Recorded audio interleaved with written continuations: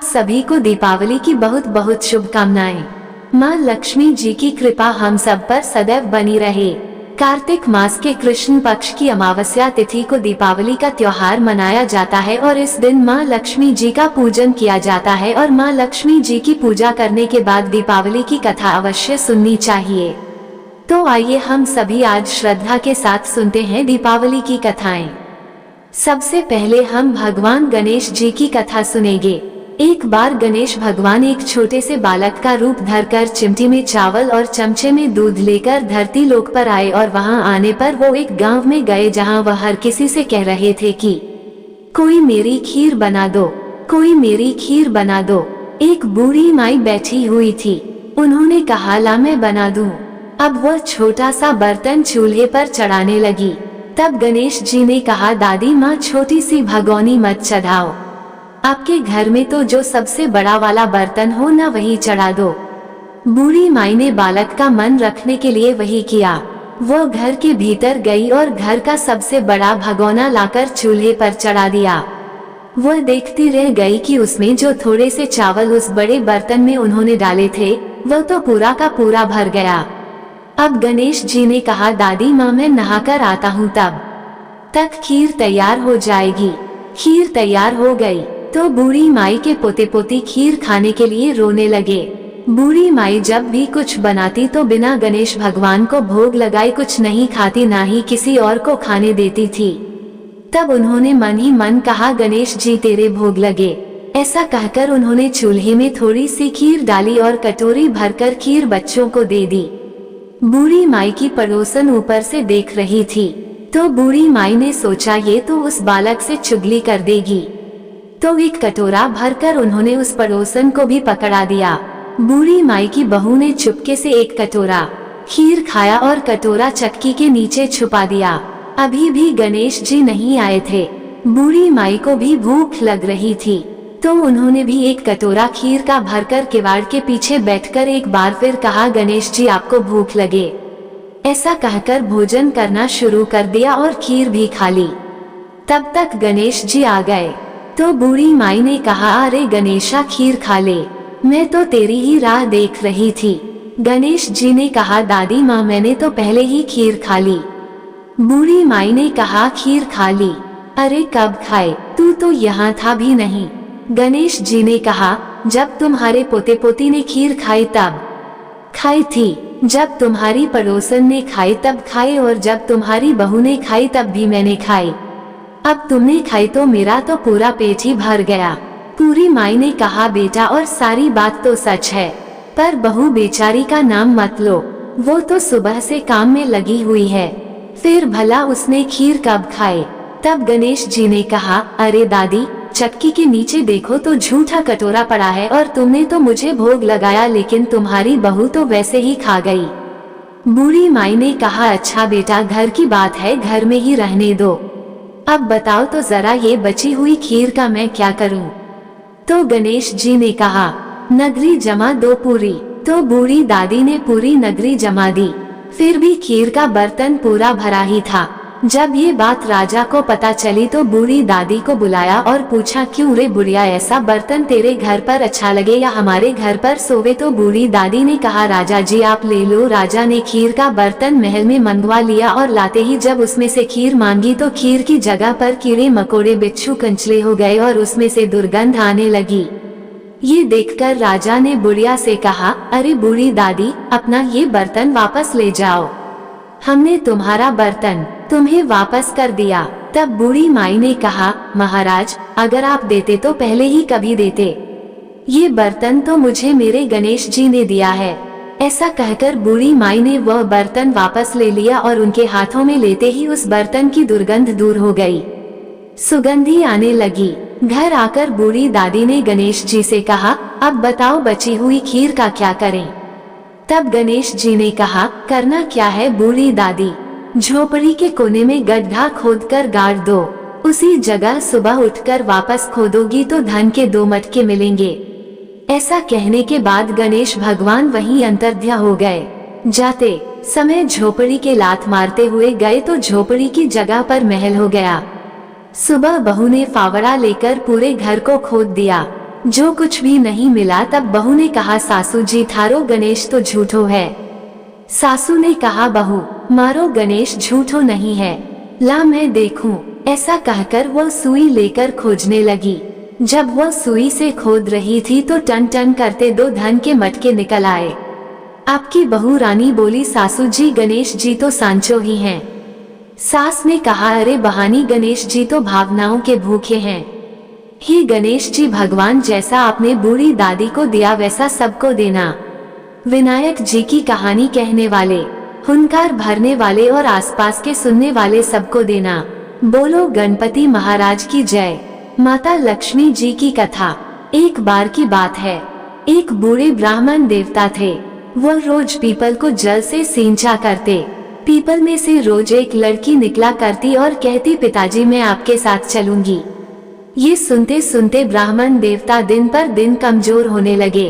तो एक दिन ब्राह्मणी ने पूछा कि क्या बात है। बूढ़े ब्राह्मण ने कहा कि पीपल से एक लड़की निकलती है और कहती है कि वह भी मेरे साथ चलेगी। ब्राह्मणी बोली कि तो ठीक है, कल ले आना उस लड़की को। जहाँ 6 लड़कियाँ पहले से ही हमारे घर में है, वहाँ 7वीं लड़की और सही। और फिर अगले दिन बूढ़े ब्राह्मण देवता उस लड़की को अपने घर पर ले आए। घर लाने के बाद वह ब्राह्मण देवता गांव में आटा मांगने गए तो उन्हें पहले दिनों की अपेक्षा आज ज्यादा आटा मिला। जब ब्राह्मणी वह आटा छानने लगी तो लड़की ने कहा कि लाइए माँ जी मैं आटा छान देती हूँ। जब वो लड़की आटा छानने बैठी तो परात भर गई। उसके बाद माँ खाना बनाने जाने लगी तो लड़की बोली माँ जी आज रसोई में मैं जाऊंगी। तो ब्राह्मणी बोली ना तेरे हाथ चल जाएंगे। लेकिन वो लड़की नहीं मानी और वह रसोई में खाना बनाने चली गई। तो उसने तरह तरह के 3600 व्यंजन झटपट बना डाले और आज तो सभी ने भरपेट भोजन किया। इससे पहले तो वह ब्राह्मण देवता और उनकी पत्नी और वे 6 लड़कियां भूखे ही रहा करते थे। रात हुई तो ब्राह्मणी का भाई आया और कहने लगा कि दीदी मैं तो भोजन करूंगा। ब्राह्मणी परेशान हो गई कि अब इनके लिए रात में भोजन कहाँ से लाएं। तो लड़की ने पूछा कि माँ जी क्या बात है, आप इतनी परेशान क्यों लग रही हैं? तो ब्राह्मणी ने कहा क्या बताऊं बेटी, तेरा मामा आया है। वह कह रहा है कि भोजन करेगा, लेकिन भोजन तो हम सब ने कर लिया। अब उसके लिए मैं रोटियां कहाँ से लाऊंगी? लड़की बोली माँ जी बस इतनी सी बात है, आप परेशान मत होइए, मैं बना दूंगी। ऐसा कहकर वह रसोई में गई और मामा के लिए देखते ही देखते झटपट 3600 व्यंजन बना दिए। अब तो मामा ने भरपेट भोजन किया और कहा कि ऐसा भोजन इससे पहले उसने कभी नहीं किया है। ब्राह्मणी ने कहा कि भाई तेरी पावनी भांजी है, उसी ने बनाया है। शाम हुई तो लड़की बोली माँ चौका लगाकर चौके का दिया जला देना, आज मैं कोठे में सोऊंगी। ब्राह्मणी बोली ना बेटी तू तो डर जाएगी, वहाँ मत सोना। लेकिन लड़की बोली ना माँ जी मैं नहीं डरूंगी, मैं अंदर कोठे में ही सोऊंगी। कहकर वह रात होने पर कोठे में ही जाकर सो गई। आधी रात को वह लड़की उठी और चारों ओर आंख घुमाई तो देखा धन ही धन था। इसके बाद वह कोठे से बाहर जाने लगी तो वह ब्राह्मण देवता सो रहे थे। उन्होंने उसे जाते देखा तो पूछने लगे बेटी आधी रात को तू कहाँ चली? तो लड़की कहने लगी पिताजी मैं तो आपकी दरिद्रता दूर करने आई थी, अगर आपको दूर करवानी है तो करवा लो। अब लड़की ने बूढ़े ब्राह्मण देवता के घर में भी आंख से देखा तो चारों ओर धन ही धन हो गया और लड़की चली गई। सुबह सवेरे जब सब उठे तो लड़की को ना पाकर उसे ढूंढने लगे कि पावनी बेटी ना जाने कहाँ चली गई। तब ब्राह्मण देवता कहने लगे वो तो लक्ष्मी माता थी जो तुम्हारे साथ मेरी दरिद्रता भी दूर कर गई। हे लक्ष्मी माता जैसे आपने उनकी दरिद्रता दूर करी वैसे ही सबकी करना। इस कथा को कहते सुनते हुकारा भरते सभी के घर धन के भंडार भरना। प्रेम से बोलिए लक्ष्मी माता की जय। लक्ष्मी माता की एक और अन्य कथा के अनुसार प्राचीन समय की बात है। एक गांव में एक गरीब ब्राह्मण रहा करता था। वह नियमित रूप से श्री विष्णु भगवान का पूजन करता था। उसकी भक्ति से प्रसन्न होकर एक बार भगवान विष्णु ने उसे दर्शन दिए और मनोवांछित वर मांगने को कहा। तब ब्राह्मण ने लक्ष्मी जी का निवास अपने घर में हो ऐसी इच्छा प्रकट की। जिसे सुनकर भगवान विष्णु ने लक्ष्मी जी की प्राप्ति का मार्ग सरल ब्राह्मण देवता को बता दिया। भगवान विष्णु ने कहा कि देखो, मंदिर के सामने एक स्त्री आती है जो यहाँ आकर रोज उपलेथापति है। तुम उसे अपने घर आने का आमंत्रण दे देना। वह स्त्री ही देवी लक्ष्मी है और देवी लक्ष्मी जी के तुम्हारे घर आने के बाद तुम्हारा घर धन धान्य से भर जाएगा। ऐसा कहकर श्री विष्णु जी अंतर्ध्यान हो गए। अगले दिन सुबह 4 बजे ही वो ब्राह्मण मंदिर की सीढ़ियों पर बैठ गया। लक्ष्मी जी भी उपलेथापने के लिए आई तो ब्राह्मण ने उनसे अपने घर आने का निवेदन किया। ब्राह्मण देवता की बात सुनकर लक्ष्मी जी समझ गई कि यह सब कुछ श्री विष्णु जी के ही कहने से हुआ है। तब लक्ष्मी जी ने ब्राह्मण देवता से कहा, तुम महालक्ष्मी व्रत करो और रात को चंद्रमा को अर्घ्य देने से तुम्हारा मनोरथ पूर्ण हो जाएगा। तब ब्राह्मण देवता ने देवी के कहे अनुसार व्रत और पूजन किया और देवी को उत्तर दिशा की ओर मुंह करके पुकारा, जिससे देवी लक्ष्मी जी ब्राह्मण देवता पर प्रसन्न हो गई और उन्होंने अपना वचन पूर्ण किया और देवी लक्ष्मी जी की कृपा से ब्राह्मण देवता के घर में अन्न और धन के भंडार भर गए। एक बार एक गांव में एक साहूकार था। उसकी बेटी प्रतिदिन पीपल पर जल चढ़ाने जाया करती थी। जिस पीपल के पेड़ पर वह जल चढ़ाती थी उसी पेड़ पर लक्ष्मी जी का वास था। एक दिन देवी लक्ष्मी जी ने साहूकार की बेटी से कहा, मैं तुम्हारी मित्र बनना चाहती हूँ। लड़की ने कहा कि मैं अपने पिता से पूछकर बताऊंगी। ये बात घर आकर साहूकार की बेटी ने अपने पिता को बताई तो पिता ने सुनते ही हाँ कर दी। अगले दिन जाते ही साहूकार की बेटी ने देवी लक्ष्मी जी की सहेली बनना स्वीकार कर लिया। अब वे दोनों अच्छे मित्रों की तरह आपस में वार्तालाप करने लगी। एक दिन लक्ष्मी जी साहूकार की बेटी को अपने घर पर ले गई। अपने घर में लक्ष्मी जी ने दिल खोलकर उसका स्वागत किया, उसकी खूब खातिर की। अनेक प्रकार के स्वादिष्ट व्यंजन उसे परोसे। खूब खातिरदारी के बाद जब साहूकार की बेटी वापस लौटने लगी तब लक्ष्मी जी ने प्रश्न किया कि सखी, अब तुम मुझे कब अपने घर बुलाओगी? तब साहूकार की बेटी ने लक्ष्मी जी को अपने घर पर आने का निमंत्रण दे दिया। अब साहूकार की बेटी ने निमंत्रण तो दे दिया, लेकिन अपने घर की आर्थिक स्थिति को देखकर वह बहुत उदास हो गई। उसे डर लगने लगा कि क्या वह लक्ष्मी जी का अच्छे से स्वागत कर पाएगी, क्या उन्हीं की तरह उन्हें भोजन परोस पाएगी। सोच सच कर साहूकार की बेटी उदास हो गई। साहूकार ने अपनी बेटी को उदास देखा तो वह समझ गया। फिर उसने अपनी बेटी को समझाया कि बेटी, तू फौरन मिट्टी से चौका लगाकर साफ सफाई कर, 4 बत्ती के मुख वाला दिया जला और लक्ष्मी जी का नाम लेकर बैठ जा। ठीक उसी समय एक चील किसी रानी का नौलखा हार लेकर उसके पास डाल गई। साहूकार की बेटी ने उस हार को बेचकर सोने की चौकी, थाल और भोजन की तैयारी की। थोड़ी ही देर में श्री गणेश जी के साथ लक्ष्मी जी उसके घर पर आ गई। साहूकार की बेटी ने उन दोनों की खूब सेवा की। उसकी खातिर से लक्ष्मी जी बहुत प्रसन्न हुई और फिर लक्ष्मी जी की कृपा से साहूकार बहुत अमीर व्यक्ति बन गया। दूसरी कथा के अनुसार एक बार की बात है, एक राजा ने लकड़हारे को प्रसन्न होकर उसे चंदन की लकड़ी का जंगल उपहार स्वरूप दे दिया। लेकिन लकड़हारा तो ठहरा लकड़हारा, भला उसे चंदन की लकड़ी का महत्व क्या पता। वह तो साधारण लकड़ियों की तरह जंगल से चंदन की लकड़ियां लाकर उन्हें भी जलाकर भोजन बनाने के लिए प्रयोग में लाता था। राजा को अपने गुप्तचरों से यह बात पता चली तो उसकी समझ में आ गया कि धन का उपयोग तो केवल बुद्धिमान व्यक्ति ही कर पाता है। यही कारण है कि लक्ष्मी जी और श्री गणेश जी की एक साथ पूजा की जाती है, ताकि व्यक्ति को धन के साथ साथ उसे प्रयोग करने की योग्यता भी आ जाए। धार्मिक ग्रंथ रामायण में कहा गया है कि जब 14 वर्ष का वनवास काटकर श्री राम लंका नरेश रावण का वध कर वापस अयोध्या आए थे तो उन्हीं के वापस आने की खुशी में समस्त अयोध्या वासियों ने अयोध्या को दीपों से सजाया था। अपने भगवान के वापस आने की खुशी में पूरी अयोध्या नगरी दीपों की रोशनी में जगमगा उठी थी। एक अन्य कथा के अनुसार भगवान श्री कृष्ण ने दीपावली से एक दिन पहले नरकासुर का वध किया था। नरकासुर एक दानव था और भगवान श्री कृष्ण ने नरकासुर का वध कर पृथ्वी लोक को उसके आतंक से मुक्त कराया था। बुराई पर अच्छाई की जीत के प्रतीक के रूप में दीपावली का पर्व मनाया जाता है। एक और कथा के अनुसार एक बार एक साधु के मन में राजसिक सुख भोगने का विचार आया। इसके लिए उसने लक्ष्मी जी को प्रसन्न करने के लिए कठिन तपस्या करनी आरंभ कर दी।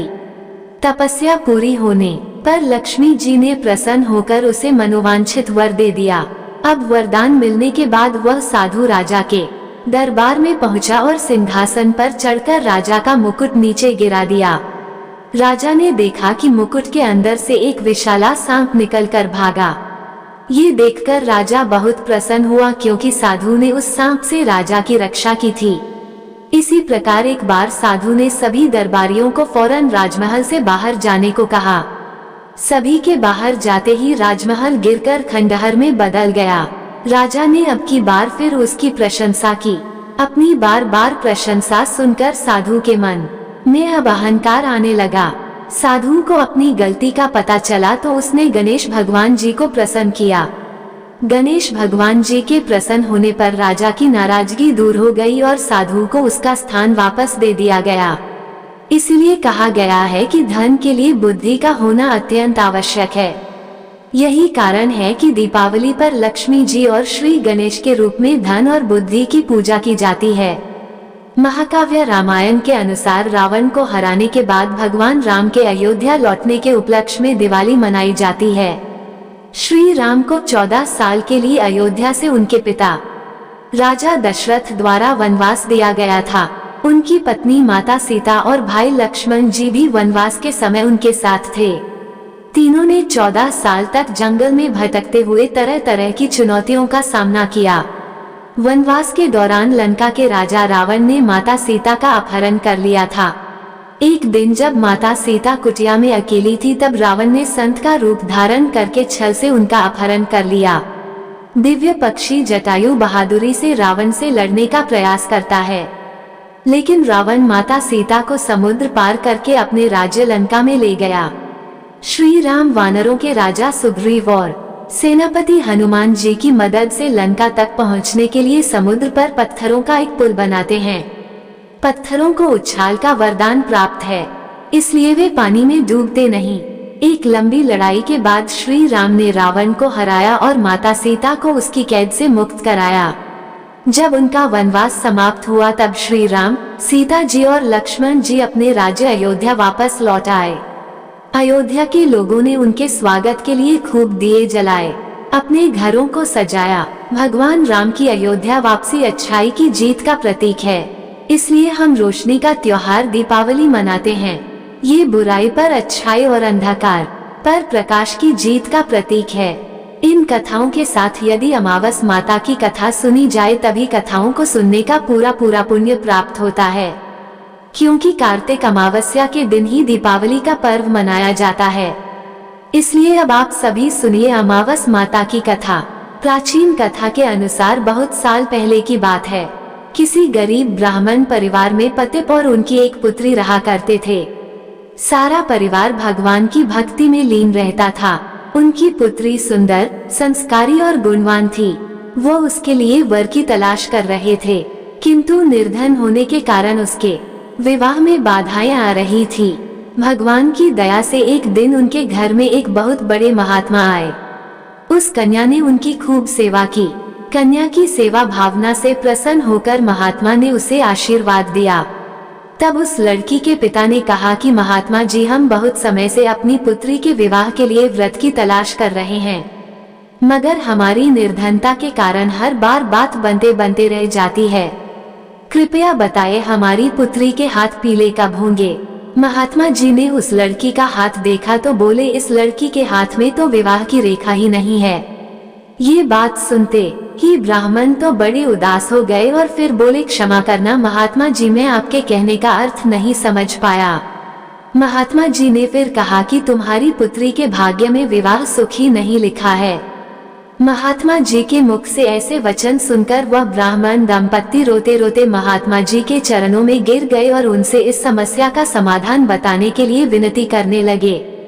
तब महात्मा जी ने उन्हें अपने चरणों से उठाया और बोले कि पास के ही एक गांव में सोना नाम की धोबन जाति की पतिव्रता महिला अपने पति, बेटे और बहू के साथ रहती है।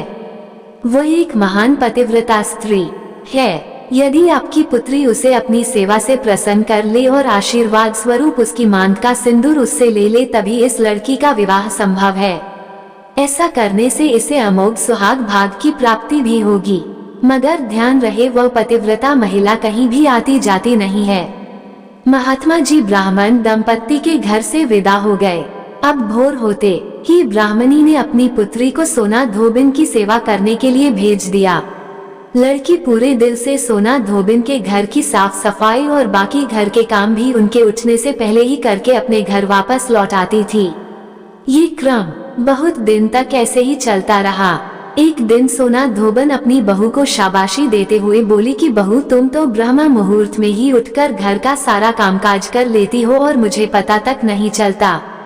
बहू बोली, माता जी मैं तो सुबह देर से उठती हूँ, मुझे लगा घर के ये सारे काम आजकल आप किया करती हैं। जानकर सोना धोबिन को बड़ी हैरानी हुई। उसने सोचा कि आखिरकार उनके घर का ये सारा काम कौन करके चला जाता है। इस बात का मुझे पता लगाना चाहिए। तब अगले दिन भोर होते ही सास बहू उठकर घर के एक कोने में छुपकर निगरानी करने लगे कि कौन है जो ब्रह्म मुहूर्त में ही घर का सारा काम करके चला जाता है। उधर अपने निर्धारित समय पर ब्राह्मण की पुत्री आई और मुख से भजन करते करते घर का सारा काम दिल से करने लगी। अपना काम पूरा होने पर जब वो वहां से जाने लगी तो सोना धोबन ने उसे पकड़ लिया और उसके सामने आकर उससे पूछा कि तुम कौन हो बेटी और इस तरह छुपकर मेरे घर का काम क्यों करती हो। ब्राह्मण की पुत्री ने उन्हें महात्मा के द्वारा कही हुई सारी बात बता दी। सोना धोबन पतिव्रता होने के साथ साथ बहुत उदार दिल की भी थी। वो उस लड़की की सहायता के लिए तैयार हो गई। उस दिन अमावस्या थी और वह उस लड़की के साथ बिना अन्न जल ग्रहण किए उपवास रखकर उसके घर की ओर चल पड़ी। उसने सोचा रास्ते में कहीं पीपल का पेड़ मिलेगा तो उसे भावरी देकर और उसकी परिक्रमा करके ही जल ग्रहण करेगी। लड़की के घर पहुंचकर सोना धोबन ने जैसे ही अपनी मांग से सिंदूर उस कन्या की मांग में लगाया तो सोना धोबन के पति के प्राण बखेरू उड़ गए। सोना धोबन को ज्ञात हो गया कि अब उसके पति इस दुनिया में नहीं रहे। वह ब्राह्मण परिवार से विदा लेकर चल पड़ी। रास्ते में पीपल का पेड़ देखकर उसने ईंट के टुकड़ों से 108 बार भंवरी देकर 108 बार पीपल के पेड़ की परिक्रमा की। उसके बाद जल ग्रहण किया। तभी उसके पति के मृत देह में प्राण लौट आए। इस प्रकार अमावस्या के दिन पीपल के पेड़ की पूजा करने और इस कथा को सुनने से सुहागन महिलाओं का सुहाग अटल रहता है। सुहागन महिलाओं को सभी प्रकार के मनोरथों की प्राप्ति होती है। जिनका विवाह नहीं हो रहा हो उन्हें मनोवांछित वर की भी प्राप्ति होती है। सभी अभीष्ट मनोरथों की पूर्ति होने के साथ साथ ऐसे भक्तों के घर में धन, अन्न, सुख, समृद्धि के भंडार भी भरे रहते हैं। अमावस्या के दिन विवाह संबंधी परेशानियों के निवारण के लिए किसी धोबी परिवार को कुछ भेंट दक्षिणा इत्यादि देने का भी विधान है। ये थी अमावस्या की व्रत कथा। श्री अष्टलक्ष्मी स्तोत्र का हिंदी में अर्थ परम पूज्य गुरु जी श्री श्री पंडित रविशंकर जी ने इसकी व्याख्या बहुत ही सरल शब्दों में की है। जिस घर में भी नित्य प्रति माँ लक्ष्मी जी के 8 स्वरूपों का ध्यान और स्मरण किया जाता है उस घर में कभी धन धान्य की कमी नहीं रहती। माँ लक्ष्मी के ये 8 स्वरूप हैं। आद्य लक्ष्मी, धन लक्ष्मी, विद्या लक्ष्मी, धैर्य लक्ष्मी, धैर्य लक्ष्मी, संतान लक्ष्मी, विजय लक्ष्मी और गज लक्ष्मी। सुमनस वंदित सुंदरी माधवी, चंद्र सहोदरी, हेमे मुनिगण वंदित, मोक्ष प्रदायिनी मंजूर, भाषिनी, वेदनुते, पंकज वाशनी, देव सुपूजित, सद्गुण वनी, शांति युते। जय जय जय हे मधुसूदन कामिनी। आद्य लक्ष्मी परिपाल्य माम अर्थात देवी आप सभी भले मनुष्यों के द्वारा वंदित सुंदरी माधवी अर्थात माधव की पत्नी, चंद्र की बहन, स्वर्ण अर्थात सोने की मूर्त रूप, मुनिगणों से घिरी हुई, मोक्ष देने वाली, मृदु और मधुर शब्द कहने वाली, वेदों के द्वारा प्रशंसित हो, कमल के पुष्प में निवास करने वाली और सभी देवों के द्वारा पूजित, अपने भक्तों पर सद्गुणों की वर्षा करने वाली, शांति से परिपूर्ण और मधुसूदन के प्रिय हे देवी आदि लक्ष्मी आपकी जय हो, जय हो। आप मेरा पालन करो। धिम धीमी धिन धीमी धिन धीमी धिन धीमी धुदुबनाद सुमय घूम घूम घूम घूम घूम घूम घूम घूम शंख निनाद स्वत्नुते वेद पुराण इतिहास सुपूजित वैदिक मार्ग प्रदर्शयुते। जय जय हे मधुसूदन कामिनी धन लक्ष्मी रूपेण पालय माम अर्थात डडुभी अर्थात ढोल के धीमी धीमी स्वर से आप परिपूर्ण हो। घूम घूम भूम भूम की ध्वनि करते हुए शंखनाद से आपकी पूजा होती है। वेद पुराण और इतिहास के द्वारा पूजित देवी आप भक्तों को वैदिक मार्ग दिखाती हो। मधुसूदन की प्रिय हे देवी विद्या लक्ष्मी आपकी जय हो, जय हो। आप मेरा पालन करो। प्रणत सुरेश्वर भारती भार्गवी शोक विनाशिनी रत्नमय मणिमय भूषित कर्ण विभूषण शांति समावृत हास्य मुखे नवनिधि दायिनी कलिमल हारिणी कामित फलप्रद हस्त युते जय जय हे मधुसूदन कामिनी विद्या लक्ष्मी सदा पालय अर्थात सुरेश्वरी को भारती भार्गवी शोक का विनाश करने वाली रत्नों से शोभित देवी को प्रणाम करो। विद्या लक्ष्मी के कर्ण अर्थात कान मणियों से विभूषित हैं। उनके चेहरे का भाव शांत और मुख पर मुस्कान है। देवी आप नव निधि प्रदान करती हो, कलयुग के दोष हरती हो, अपने वरद हस्त से मनचाहा वरदान देती हो। मधुसूदन की प्रिय हे देवी विद्या लक्ष्मी आपकी जय हो, जय हो। आप मेरा पालन करो अकल कलमश नाशिनी कामिनी वैदिक रूपनी वेदम क्षीर समुद्धव मंगल रूपनी मंत्र निवासिनी मंत्र युते मंगल दायिनी अम्बुज वासिनी देव गणाश्रित पादते जय जय जय हे मधुसूदन कामिनी धन्य लक्ष्मी परिपाले माम अर्थात हे ध्य लक्ष्मी आप प्रभु के प्रिय हो, कलयुग के दोषों का नाश करती हो, आप वेदों का साक्षात रूप हो, आप क्षीर सागर से जन्मी हो, आपका रूप मंगल करने वाला है, मंत्रों में आपका निवास है और आप मंत्रों से ही पूजित, आप सभी को मंगल प्रदान करती हो। आप अम्बुज अर्थात कमल में निवास करती हो, सभी देवगण आपके चरणों में आश्रय पाते हैं। मधुसूदन की प्रिय हे देवी ध्य लक्ष्मी आपकी जय हो, जय हो। आप मेरा पालन करो। जय वरिणी वैष्णवी भार्गवी मंत्र स्वरूपिणी मंत्र में सुरगण पूजित शीघ्र फलप्रद ज्ञान विकासनी शास्त्र नुते भव भय हारिणी पाप विमोचनी साधु जनाश्रित पादुते जय जय हे मधुसूदन कामिनी धैर्य लक्ष्मी परिपाले माम अर्थात हे वैष्णवी आप विजय का वरदान देती हो। आपने भार्गव ऋषि की कन्या के रूप में अवतार लिया। आप मंत्र स्वरूपिणी हो, मंत्रों में बसती हो, देवताओं के द्वारा पूजित है देवी आप शीघ्र पूजा का फल देती हो। आप ज्ञान में वृद्धि करती हो, शास्त्र आपका गुणगान करते हैं। आप सांसारिक भय को हरने वाली पापों से मुक्ति देने वाली हो, साधुजन आपके चरणों में आश्रय पाते हैं। मधुसूदन की प्रिय हे देवी धैर्य लक्ष्मी आपकी जय हो, जय हो। आप मेरा पालन करो। ऐखग वाहिनी मोहिनी चक्रनी राग विवर्धनी ज्ञानमय गुणगण वारधि लोक हितशनी सप्त स्वर भूषित गान नते सकल सुरासुर देव मुनीश्वर मानव वंदित पादुते जय जय हे मधुसूदन कामिनी संतान लक्ष्मी परिपाले अर्थात गरुड़ आपका वाहन है। मुंह में डालने वाली चक्र धारण करने वाली राग अर्थात संगीत से आपकी पूजा होती है। आप ज्ञानमय हो, आप सभी शुभ गुणों का समावेश हो, आप समस्त लोक का हित करती हो, सप्त स्वरों के गान से आप प्रशंसित हो। सभी देवता असुर मुनि और मनुष्य आपके चरणों की वंदना करते हैं। मधुसूदन की प्रिय हे देवी संतान लक्ष्मी आपकी जय हो, जय हो। आप मेरा पालन करो। जय कमलासनी सदगति दायिनी ज्ञान विकासनी ज्ञानमय अनुदिन मर्चित कुमकुम धूसर भूषित वसित वात्य नुते कनक धरा स्तुति वैभव वंदित शंकर देशिक मान्य पदे जय जय हे मधुसूदन कामिनी विजय लक्ष्मी परिपाले माम अर्थात कमल के आसन पर विराजित देवी आपकी जय हो। आप भक्तों के ब्रह्म ज्ञान को बढ़ाकर उन्हें सदगति प्रदान करती हो। आप मंगल गान के रूप में व्याप्त हो। प्रतिदिन आपकी अर्चना होने से आप कुमकुम से ढकी हुई हो, मधुर वाद्यों से आपकी पूजा होती है। आपके चरणों के वैभव की प्रशंसा आचार्य शंकर और देशिक ने कनकधारा स्तोत्र में की है। मधुसूदन की प्रिय हे देवी विजय लक्ष्मी आपकी जय हो, जय हो। आप मेरा पालन करो। जय जय दुर्गति नाशिनी कामिनी सर्व फल प्रद शास्त्र में रथ गज दुर्ग पदाति समावृत परिजन मंडित लोक नुते हरिहर ब्रह्म सुपूजित सेवित ताप निवारण पादयुते जय जय हे मधुसूदन कामिनी गज रूपेन लक्ष्मी परिपाले माम अर्थात है दुर्गति का नाश करने वाली विष्णु प्रिया सभी प्रकार के वर देने वाली शास्त्रों में निवास करने वाली देवी आपकी जय जयकार हो। आप रथों हाथी घोड़ों और सेनाओं से घिरी हुई हो, सभी लोकों में आप पूजित हो। आप हरि हर और ब्रह्मा जी के द्वारा पूजित हो। आपके चरणों में आकर सभी कष्ट समाप्त हो जाते हैं। मधुसूदन की प्रिय हे देवी गज लक्ष्मी आपकी जय हो, जय हो। आप मेरा पालन करो। श्री अष्ट लक्ष्मी स्तोत्र समाप्त हुआ। जय लक्ष्मी माता।